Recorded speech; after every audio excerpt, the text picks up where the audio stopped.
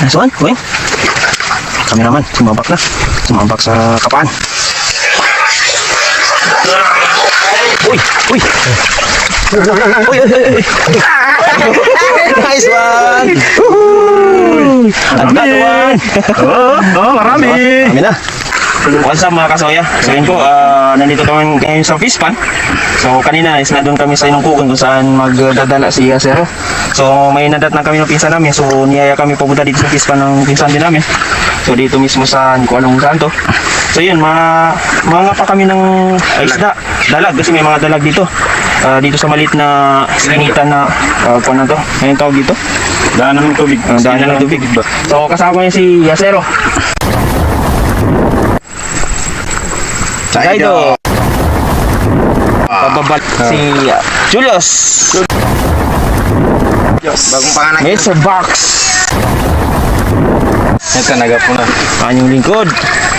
Yatni. Kameraman natin. Wingman.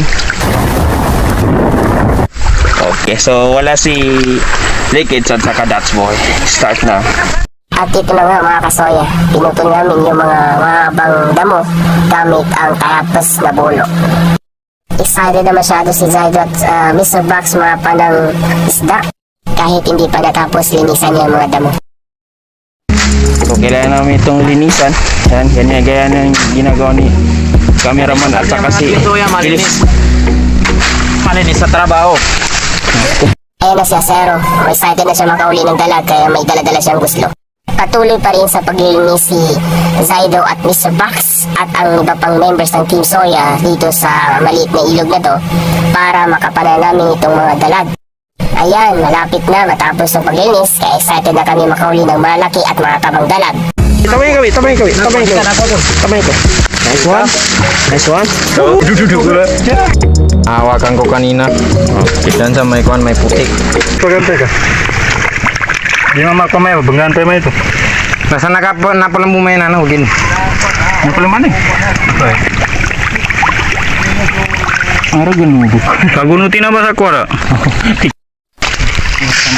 Ngaya ko. Tiri. Okay. Oh, yan. Uy. Gusto. Takot na masarap. Lagyan natin. Lagyan mo. Ito na guys, oh. Dalag. Sarap. Awi. Nagsisaw yan.